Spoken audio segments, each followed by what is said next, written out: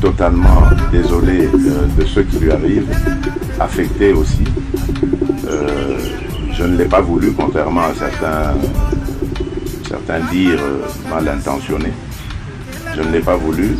Dès le départ de cette affaire, je vous rappelle d'ailleurs, c'était au sein d'un conseil de ministres que c'était parti à l'époque du Premier ministre Ilunga Kamba. C'est lui d'ailleurs qui avait sorti le problème ouvertement en séance. Puis le ministre de la Justice de l'époque a renchéri en disant: Monsieur le Président, ce que vient de dire le Premier ministre ne vaut même pas une instruction de votre part. Dès demain, je saisis la justice.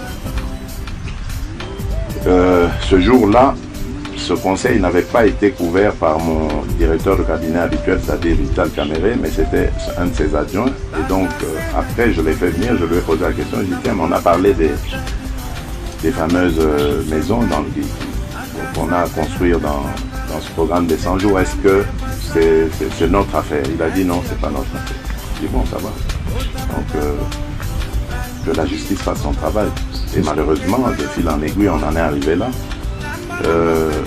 Ce que je peux accepter comme reproche, c'est que on me condamne de ne pas avoir donné des injonctions à la justice pour qu'elle fasse pas son travail et que lui ne se retrouve pas dans cette situation. Mais alors, dans ce cas, qu'on me dise qu'est-ce que j'aurais fait de mes principes, alors, qui sont de laisser la justice libre de faire son travail. Mais bon, ce qui est arrivé, nous le déplorons tous.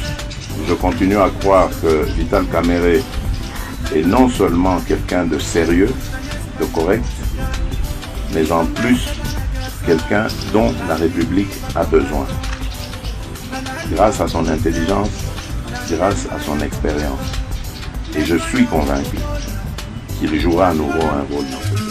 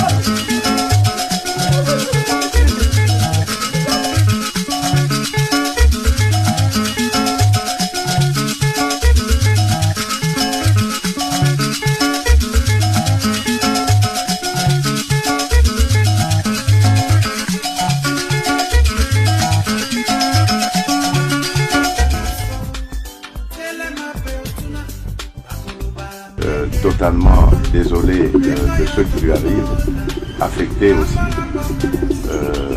Je ne l'ai pas voulu, contrairement à certains dires mal intentionnés. Je ne l'ai pas voulu. Dès le départ de cette affaire, je vous rappelle d'ailleurs, c'était au sein d'un conseil de ministres que c'était parti à l'époque du Premier ministre Ilunga Kamba. C'est lui d'ailleurs qui avait sorti le problème ouvertement en séance. Puis le ministre de la Justice de l'époque a renchéri en disant: Monsieur le Président, ce que vient de dire le Premier ministre ne vaut même pas une instruction de votre part. Dès demain, je saisis la justice. Ce jour-là, ce conseil n'avait pas été couvert par mon directeur de cabinet habituel, c'est-à-dire Vital Kamere, mais c'était un de ses adjoints. Et donc, après, je l'ai fait venir, je lui ai posé la question, je lui ai dit: tiens, mais on a parlé des fameuses maisons qu'on a à construire dans ce programme des 100 jours. Est-ce que c'est notre affaire? Il a dit: non, c'est pas notre affaire. Je dis: bon, ça va. Donc, que la justice fasse son travail. Et malheureusement, de fil en aiguille, on en est arrivé là. ce que je peux accepter comme reproche, c'est que on me condamne de ne pas avoir donné des injonctions à la justice pour qu'elle fasse pas son travail et que lui ne se retrouve pas dans cette situation. Mais alors dans ce cas qu'on me dise qu'est-ce que j'aurais fait de mes principes alors, qui sont de laisser la justice libre de faire son travail. Mais bon, ce qui est arrivé, nous le déplorons tous. Je continue à croire que Vital Kamerhe est non seulement quelqu'un de sérieux, de correct, mais en plus quelqu'un dont la République a besoin. Grâce à son intelligence, grâce à son expérience. Et je suis convaincu qu'il jouera à nouveau un rôle dans ce pays. Le vice-premier ministre de l'économie nationale, Vital Kamerhe, a reçu ce lundi 3 avril 2023 en son cabinet l'inspecteur général des finances, Jules Alinguete, pour une visite de travail. Après une poignée de main chaleureuse, les deux personnalités se sont entretenues en tête-à-tête pendant plus d'une heure autour de l'expérience de l'inspection générale des finances en matière de traitement des questions économiques. Au sortir, Kame, Yewana.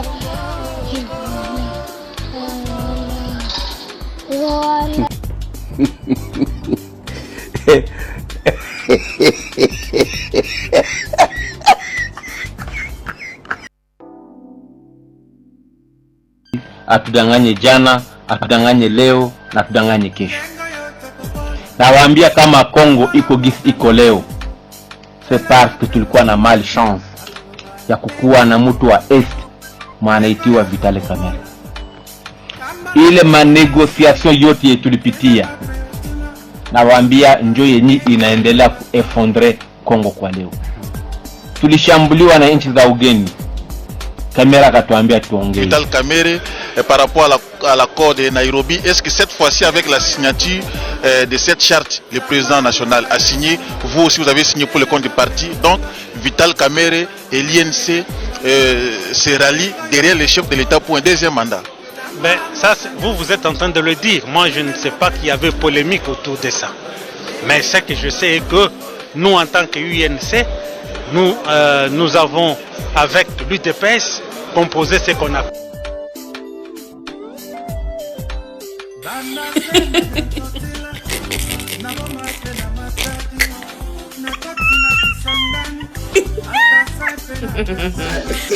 Micro Vital Kamerhe solo tale longi mabeng okata ngula zo bota na ituri soki na bokungi kela yo Kamerhe mboka na yo Vital Kamerhe na loba nano bitula ya ba peuple oyo Vital Kamerhe mboka wana ya tata na mama no Rwanda ya Vital Kamerhe to bayibi na Félix ba millions de dollars na ebisi bino ke eza théâtre binote waya bolekisi babomisi ti juge ya bato bakosi bino basala justice moko façade na kata en direct ya télévision lelo bosuki wapi boza humilie te boza humilie tala boza humilie bino badiaspora tout d'esprit faible mibali moko d'esprit faible tala ba Kamerhe salite a mobali tala elongi mabe elongoka ironde salite moko ka Kamerhe azolia bino mbongo ayibi mbongo nazonisa bino ke bakanga ete tala peuple bakinois mpe bavandi bazotala tala banakisasa bitula ya peuple oyo peuple ya ndenge nini Saint Patrick Ponce Bayele tala banakisasa moto ayibi mbongo na Félix bamillions de dollars batiki esiko na économie ça fait aye kotokola lisusu na etoko donc mokili esalema mpo na Vital Kamerhe ana ba ministre na ye ba militaire ne bazotimole or aye wana Félix Okaza pere azusu ye basaki façade abia masatika la peuple teto nyatela bango bazoba bakela na biso bakinois bazoba bavika kozila match tozela match ya Léopard ezobeta na Lumbashi bango peuple moko bino bakinois bino peuple nini okobinaka kaka peuple nini obolole boye peuple nini oya distraction boye balakisisa nini yango bakinois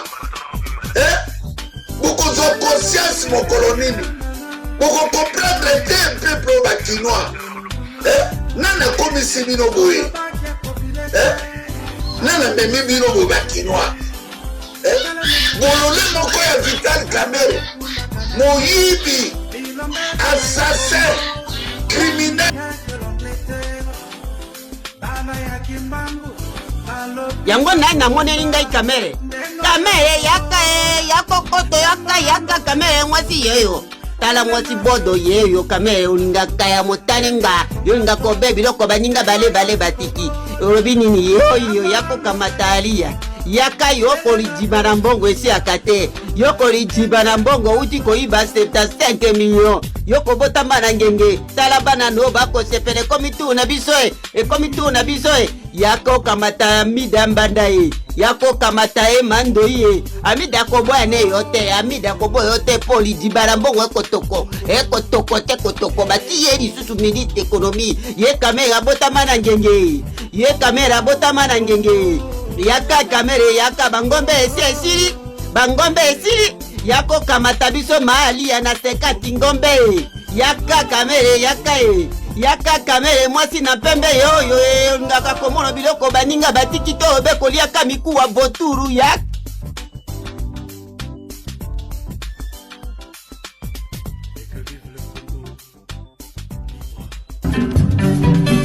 mwana babota na tembe aumelaka te kuna babenda singa mama likambo nalobaki lobi monoko na ngai nganga mokolo tonga ye apotoli tonga ye okotonga na nini ye yo moni yo osala ba debe zanga tina papa nalobaka loko na ye osala ka ba debe zanga tina na c'est so vérité président Tshisekedi ngazala ona papa azala ka chef de l'état président Tshisekedi yo mozo benga na président Tshisekedi aza président de la république aza chef de l'état yo okotete melanga pona ni président Tshisekedi aza président de la république la note de promotion ya radio ata tebo barabi aza chef de l'état yo la radio bakosa ka président de la république Tshisekedi président Tshisekedi azali chef de l'état qui aza président de la république nga ngoso bateli élection so kasi pouvoir comme chef de l'état ala chef de l'état neni batia basoda wapi batia usko chef basoda wapi aza chef de l'état kodala moni yo bazoba temeno yaka na suka temena ni bana mayele pe boleka yo bazali yaka wapi yo tika débat peut-être tout le monde doit faire débat tout na kasi ngam non tout ya yebsa biso pardon président Félix Tshisekedi Fati Beton atana yebsa biso président Fati asa kama luba mama wenu muluba Atu no madame tout yo tout le monde jitungeli ndilo ngoloka la shiba. Quelque part, il y a un grand frère, président, il y a INC. Il y a INC. Il y a na terrain 6. Tout le monde est comme sous grand frère Chilombo. Normalement, il faut expliquer peuple ya Tchangu. Ndenge ba ventir wane le kaka. Ujize osambiso nanu. Zengele mwela akufi. Mamu tout le monde suspect mal sous net yo tinda batu baba mareli. Parfois on a kata ba innocence moko et sengele oya oya bisa biso makambo wana. Et la vie biso cerveau to moni ko yiba na ote. Ministre ya finance. Bon la rebonga sous. Économie. Tout vraiment. On regretter na vie na yo ba congolais ba battu te toza patient. Ebo kitsa mutema ba nomé au moni pe que manifestation eza na ngote poto wana kilitiro wana. Voilà. Mais bon bongisa quand même. Masuki wana pona yo grand frère Vital quand même. Na loba déjà trop pona yo on se pardonne. Soki nga aloba mabe pona yo, limbisanga. Soki yo po comprendre yango bien, lukanga na continuer ko pia ba conseil. Mato